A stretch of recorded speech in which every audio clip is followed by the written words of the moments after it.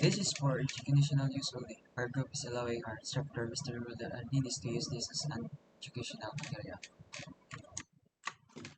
Belief systems and spirituality of indigenous people of the Philippines. Who are the indigenous people in the Philippines?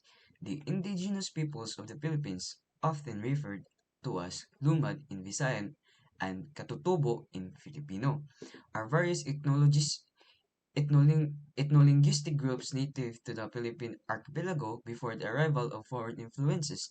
Here are some of the major indigenous groups in the Philippines: Igorot, Lumad, Ita, Mangyan, Tagbanua, Palawan Indigenous Group, Bajau, Ibanag, and Agta.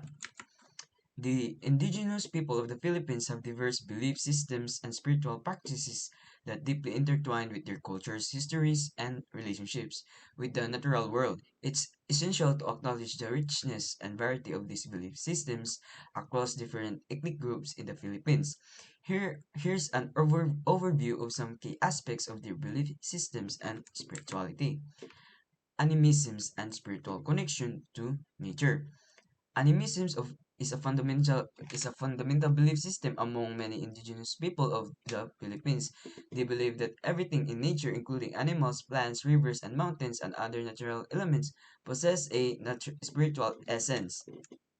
Um, these spirits are considered powerful and respected and communicated with through ritual offerings and ceremonies. Ancestor veneration and connection. Ancestors hold a revered place in belief system of indigenous people. There is a belief that the spirits of ancestors continue to watch over and influence the lives of the living. Ancestor veneration involves honoring and seeking guidance from these ancestral spirits through rituals, prayers, and offerings. Harmony with the environment. Indigenous spirituality emphasizes living in harmony with the environment. They believe in a symbolic relationship with nature and strive to maintain balance and respect for the land, resources, and all living beings. Practices often include sustainable land use and resource management. Ceremonies and rituals. Ceremonies and rituals are integral to indigenous spirituality. These ceremonies are conducted for various purposes such as healing, initiation, thanksgiving, and honoring important life events.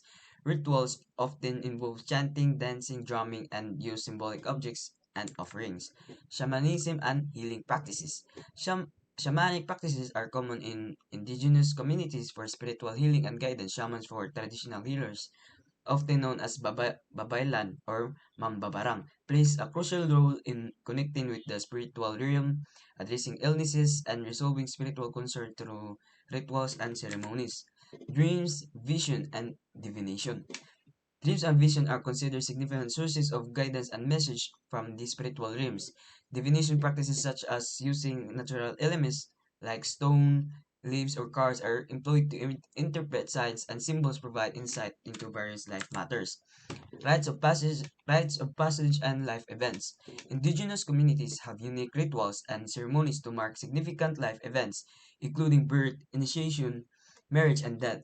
These rites of passage are deeply spiritual and meant to invoke blessings, protection, and guidance for the individuals involved. Understanding the belief system and spirituality of indigenous people in the Philippines requires appreciation for their cultural diversity, history, and traditional practices. It's important to approach this understanding with respect, cultural sensitivity, and desire to learn from the perspective and voices of the indigenous communities themselves. So I'm Nico Delinte and I'm presenting Group 3 about Philippines traditional arts and crafts. The traditional arts and crafts are very important to the indigenous people. They have a long history of making beautiful handmade items using materials from their local environment passed down through their generations. So this is the importance of culture and here are some of the key traditionals crafts they do in the Philippines. So number one is waving. These are the threads, clothes that they represent. So the colors. Many indigenous peoples in the Philippines are known for their special waving styles and patterns. So those are colors are symbolizes things on their culture. They create colorful fabrics and textiles using traditional methods. So this is how they um, trade clothes before. So next is basketry. So those are the baskets of the Philippines made by the indigenous communities. They make practical items like baskets and mats from materials like bamboos and rattans. These items often have intricate designs, so they are almost exactly the same because the patterns are just the same how they use.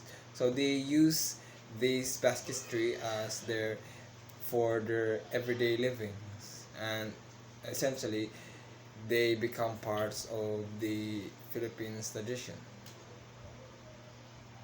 So next is pottery. So pottery are used by indigenous groups like Mangyan people to make clay pots and jars for everyday use. They also use to scoop water from rivers and to store food, and also use as plates. So next is the wood carvings of the Philippines. So the indigenous people use to carve and intricate designs on woods, which they use for things like furniture and religious groups. As you can see here, you can see a rosary and also like an altar and like tables and chairs. So next is the traditional clothing and accessories of the indigenous people. So as you can see here, there's maybe those are probably Mayan people, and as you can see how stylish they were and how colorful their clothes are. Also look at the arts of their instruments and their weaponries. They are made of woods, are made by their culture to provide colors in their community. So next is the jewelries of the indigenous people. So they make jewelry using shells, beads, and precious metals, often with special meanings. As you can see, there's a lot of these are so-called the medallions, the agimats. They used to provide legends to protect you from elementals, and that's what they're saying and beliefs because Filipinos are religious about beliefs and mythology. And the last is the looms and tools of the indigenous people. They make their own tools like crafts and for weaving and carving. So not only they make those two arts, but the way that they make the arts using the tools that they make are also made in tradition. Because since these are the early age of civilization, so the indigenous people has a very low connections against the other parts of the world, so they make their own tools and their needs to sustain and survive. So this is the last part of the slide. Philippines is home for a diverse range of indigenous cultures, so there's a lot, each of its own unique artistic traditions. These traditions, arts and crafts do not serve as a source of cultural pride. So they are not one source as pride of the Philippines because there's a lot.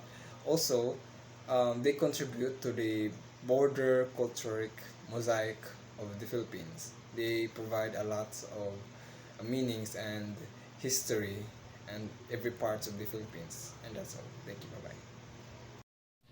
In this juncture, we are going to tackle about the rituals and ceremonies of the indigenous people in the Philippines. So our objectives are: first is to understand the significance of rituals and ceremonies in the cultural preservation of indigenous communities in the Philippines, to analyze the ways in which these rituals connect indigenous people with their ancestors, nature, and the spiritual world. Pagdiwata. This is a healing ritual performed by the Padnay Bukidnon community in the Visayas region. It involves a series of dances and songs to invoke ancestral spirits to bring health and prosperity. It consists of a series of dances and songs done to call upon ancestral spirits in order to bring health and prosperity to the neighborhood. The Padnay Bukidnon people have a strong cultural bond, spiritual convictions, and a yearning for prosperity and wealth, all of which are reflected in this ceremony. Kapwa Samal. The Samal people in Mindanao have a betrothal ceremony known as Kapwa Samal, where offerings are made to the sea spirits for a harmonious, prosperous marriage. So, Kapwa Samal, in order to ensure a happy and successful marriage, it entails giving offerings to sea spirits. This traditional practice highlights the close spiritual ties that the Samal people have to the ocean and emphasizes the value of spiritual blessings for a successful and fulfilling union. Dugso, performed by the Manobo people, particularly in Mindanao. The Dugso is a lively and rhythmic dance that celebrates significant life events such as weddings and harvest festivals. So, an essential component of big life events like weddings and harvest festivals, this joyous dance represents happiness and group harmony during these momentous times. Panagayaw. The Kalinga people of the Cordillera region perform the Panagayaw, a peace pact ritual where neighboring villages come together to resolve conflicts and strengthen communal ties. So it entails cooperating with neighbor communities to settle disputes and strengthen ties between neighbors. So that the significance of peaceful cohabitation and collaboration among many Kalinga groups is emphasized by this cultural heritage. Punok. Among the Tiboli community, the Punok ceremony involves tattooing as a rite of passage, symbolizing bravery and courage, especially for warriors. It serves as a rite of passage and frequently entails getting tattoos which stand for bravery and valor, especially among warriors. So this costume serves as a symbol of bravery and sturdiness in Tiboli civilization. Lumad Pag-appear. The Lumad indigenous groups in Mindanao perform the Pag-appear, a dance ritual expressing gratitude to the spirits for bountiful harvests and seeking protection for their communities. So it is a way for people to thank the spirits for the plentiful harvest and to ask for protections and blessings for their localities. This rite demonstrates the Lumad people's spiritual ties to nature and their steadfast conviction that maintaining their way of life via sacrifices and dances is essential. Buklog. The Subanin people in western Mindanao perform the Buklog ceremony, a grand community celebration involving musics, dances, and offerings to appease ancestral spirits and ensure a good harvest. So its main goal is to enlist these spirits' blessings in order to secure a plentiful crop and foster societal prosperity. Buklog is a prominent traditional celebration that highlights the Subanin people's close ties to the environment and their ancestors. Tudom. The Talaandig people of Bukidnon perform the Tudom, a ritual to seek guidance from the spirits for various occasions such as healing, planting, and hunting. So this ritual is a method to ask the spirits for help on a number of significant events such as healing, planting, and hunting. So it embodies the Talaandig people's deep spiritual ties to the natural world and their faith in the ability of ancestors to protect and guide them all in all facets of their existence. Pamulinawin Festival. This festival, celebrated by the Ilocano people, pays homage to the wind. It involves dances, processions, and music to showcase the Ilocano culture and express gratitude for nature's blessings. So the Ilocano people celebrate the Pamulinawin Festival, which honors the wind. Dances, processions, and music are used to highlight Ilocano culture and demonstrate appreciation for nature's bounty. Panagbenga Festival. Celebrated in Baguio City, the Panagbenga Festival is a flower festival that showcases the indigenous culture of the Cordillera region through vibrant floats, street dancing, and traditional performances. This exciting celebration features colorful floats, engaging street dance, and traditional performances to promote the indigenous culture of the Cordillera area. It serves as a brilliant and colorful celebration of both nature and culture, highlighting the beauty of flowers and their significance in the community while also bringing attention to the rich legacy of the Cordillera area. So that is the end of my topic. Thank you and God bless. My name is Jujan Luardo and I'm going to report pre-colonial societies. So when we say pre-colonial societies, it refers to the diverse cultures, civilization, and communities that existed in various regions of world before the era of European colonialism, which began in the late 15th century. These societies were characterized by their unique social, political, economic, and cultural systems. Here's a basic introduction to pre-colonial societies. Geographic diversity. Pre-colonial societies were spread across the globe from Africa and Americas to Asia and Oceania. Each region had its own distinct geographical features, which influenced the way societies developed. Diversity of cultures. These societies were incredibly diverse in terms of language, regions, customs, and traditions. They often had their own belief systems, social structures, and forms of governance. Agriculture and subsistence. Many pre-colonial societies were agrarian, relying on farming and agriculture for their sustenance. They developed sophisticated farming techniques and cultivated crops suited to their environments. Trade and exchange. Long-distance trade networks existed in many pre-colonial societies.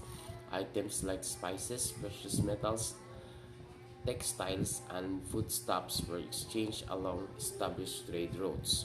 So it is important to note that each pre-colonial societies was unique and generalization may not apply to all of them. These societies have left a lasting impact on the modern world. So others histories continue to be studied and celebrated. So the study or understanding of pre-colonial societies holds significant importance for several reasons. First is environmental wisdom. Pre-colonial societies often had a deep understanding of their local environments and ecosystems. This knowledge is valuable in addressing current environmental concerns and promoting sustainable practices. Indigenous rights and recognitions. Recognizing the history of rights of the indigenous peoples is crucial for promoting social justice and respecting their sovereignty. Understanding pre-colonial societies is a step towards acknowledging their contributions and rights. Diversity and multiculturalism. Pre-colonial societies represent the incredible diversity of human cultures and societies. Embracing this diversity fosters a more inclusive and multicultural perspective, promoting tolerance and respect for differences. Global perspective. By studying pre-colonial societies from different regions, we gain a broader global perspective that can help bridge cultural gaps and promote international cooperation and understanding. So, in summary, pre-colonial societies are not a part of history but also a source of knowledge, inspiration, and cultural richness that can help address contemporary challenges and promote a more exclusive and sustainable world. Recognizing their importance is essential of respecting the heritage and rights of indigenous peoples and fostering global understanding and cooperation. That's all. Thank you. So, indigenous resistance and revolts in the Philippines. Indigenous resistance and revolts have played a significant role in the history of the Philippines, particularly during the period of Spanish colonization and to some extent during American colonized rule. These revolts were often driven by a desire for autonomy, the preservation of indigenous cultures, and resistance against the oppressive policies of foreign colonial powers. Here are some notable examples of indigenous resistance and revolts in the Philippines. So the first one is the Degami Revolt. So in 1565. So as you can see the pictures, that's I think that's the happening uh, in 1565. So the Degami Revolt was one of the earliest recorded revolts against Spanish colonization. It took place in Leyte shortly after the arrival of Spanish explorer Miguel Lopez de Legazpi. The local chieftain Dato Bangkao led the resistance against Spanish forces but was eventually defeated. The next one is the Tondo Conspiracy in 1587. This conspiracy involved several Filipino nobles and indigenous leaders from Tondo, or a settlement in what is now in Manila, who planned to overthrow Spanish rule. The conspiracy was discovered, and the leaders were executed. Next one is the Pampanga Revolt in 1585. Kapampangan warriors led by Don Francisco Maniago rose against Spanish authorities due to oppressive taxation and forced labor. The revolt was eventually suppressed.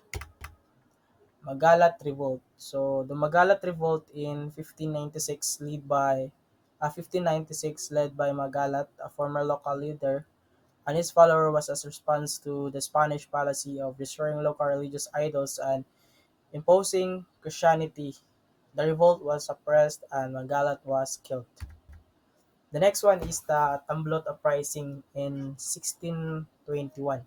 So Tamblot, a Babayalan or indigenous priest, led a rebellion in Bohol against Spanish authorities. The revolt was routed in opposition to forced labor, tribute, and religious conversion. It was eventually quelled by Spanish forces. The next one is the Daguhoy Rebellion, 1744 to 1829. So Rebellion is one of the longest running revolts in the Philippine history. So this rebellion was led by Francisco Daguhoy in Bohol. It was sparked by injustice committed by Spanish authorities, including the death of his brother. The rebellion lasted for 85 years and was only suppressed by the Spanish in 1829. Next one is the Igorot Revolt. So in 1601, so the Igorot Revolt was a series of uprising by the Igorot people in the Cordillera region against Spanish colonization. So these revolts were sporadic and localized, but reflected resistance to Spanish encouragement into their territories. So the last one is the Philippine-American War in 1899 to 1902. So although not exclusively an indigenous revolt, the Philippine-American War saw Filipinos from various ethnic backgrounds, including indigenous groups, resist American colonizations. Leaders like General Miguel Malvar and General Macario Sakay led Filipino forces in the fight for independence. So, in summary of indigenous resistance revolts in the Philippines, so it is very important to note that many indigenous communities in the Philippines continue to face social, economic, and political challenges today, including issues related to land rights, cultural preservation, and environmental conservation. So, while armed revolts have been less common in recent history, indigenous people in the Philippines continue to advocate for their rights and cultural heritage through peaceful means and political engagement. My name is Kent Alexos Alimpolos and my topic is Ancestral Domain and Land Tenure Systems. Ancestral Domain. It refers to all generally belonging to ICCs and IPs.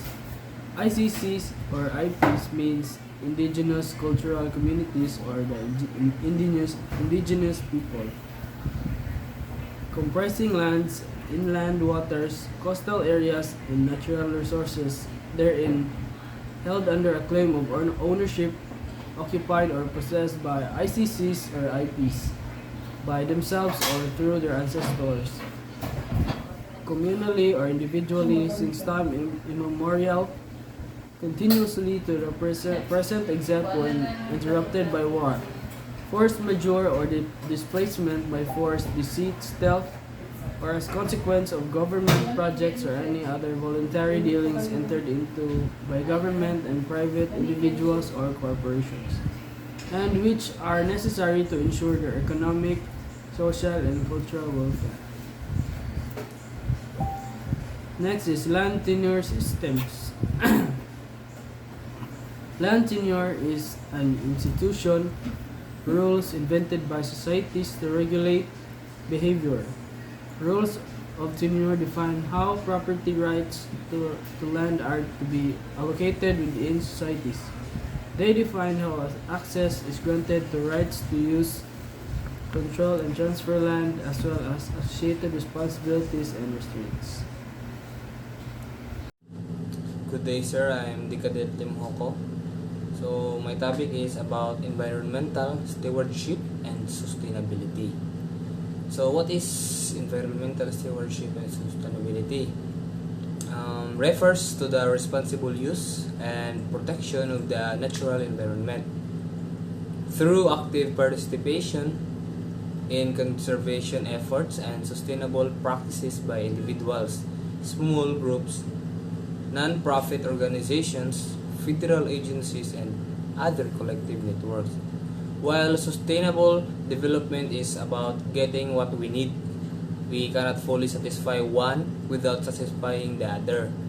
So sustainable development rarely comes without impacts to the environment, and environmental stewardship rarely occurs without cost to the economy.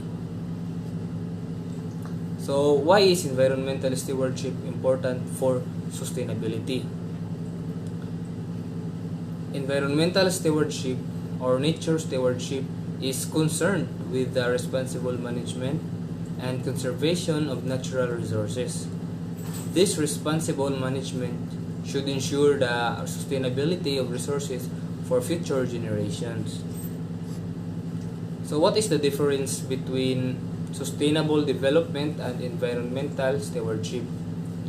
So environmental stewardship is about keeping what we have, while sustainable development is about getting what we need.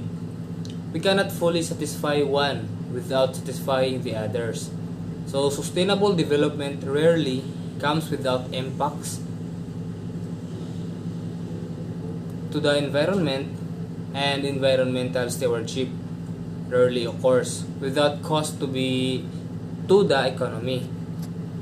So what are some examples of sustainable practices and stewardship that can protect the environment? Some examples of everyday environmental stewardship include recycling, replacing inefficient appliances, or making efficient transport choices. Donations to a accredited environmental organization can also help conserve land. So civic action and community awareness can make incredible impacts in the legislature and education. That would be all, sir. Thank you. Good morning, everyone. I am Nino Jean Noel G. Pulido, and my topic is challenges in land disputes and exploitation. Land disputes and exploitation are pressing issues worldwide, often arising due to competing interests in land resources. This presentation delves into the key challenges associated with these issues and their far-reaching consequences. Land disputes. Land disputes occur when multiple parties claim ownership or usage rights over the same piece of land. Common causes include unclear property rights, population growth, and urbanization. Such disputes can lead to legal battles, violence, and displacement of communities. Exploitation of land. Land exploitation involves the unsustainable use of land resources, such as deforestation, overgrazing, and excessive mining. Rapid industrialization and agricultural expansion contribute to land degradation. Exploitation harms ecosystems, reduces biodiversity, and exacerbates climate change. Challenges in land disputes. Legal complexity. Land laws vary, making resolution complicated. Lack of documentation. Many landholders lack formal land titles. Corruption. Corrupt practices hinder fair settlements. Social conflicts. Land disputes can lead to social unrest and violence. Challenges in land exploitation. Environmental impact. Exploitation harms ecosystems, leading to soil erosion, desertic- desertification, and habitat destruction. Economic losses. Unsustainable land use can deplete resources, affecting livelihoods. Climate change. Land exploitation is a major contributor to greenhouse gas emissions. Food security. It threatens agricultural productivity and food availability. That's all. Thank you. Hello, so my name is Decadetrio Ikunan. So my topic is all about indigenous ecological knowledge. Introduction. Indigenous ecological knowledge is the deep understanding and wisdom held by indigenous communities about their local ecosystem, encompassing tradition, practices, and spiritual connections. And it is significant for its holistic approach to sustainable environment management. So what is indigenous ecological knowledge? Indigenous ecological knowledge is the comprehensive understanding and wisdom passed down through the generation within indigenous communities, encompassing tradition practices, cultural connection, and sustainability, resource management strategies related to the local environment. The role of indigenous communities.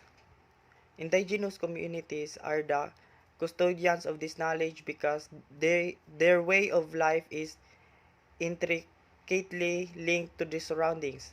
They rely on the land and its resourceful sustenance and cultural practices.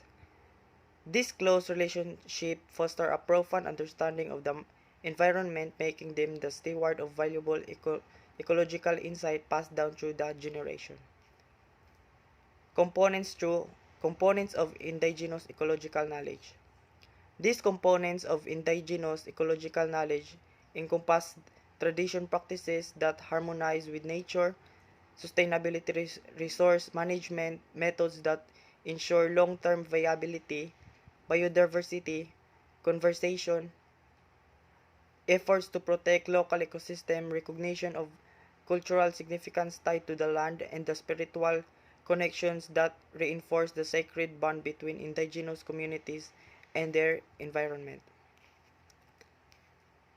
Example of indigenous ecological.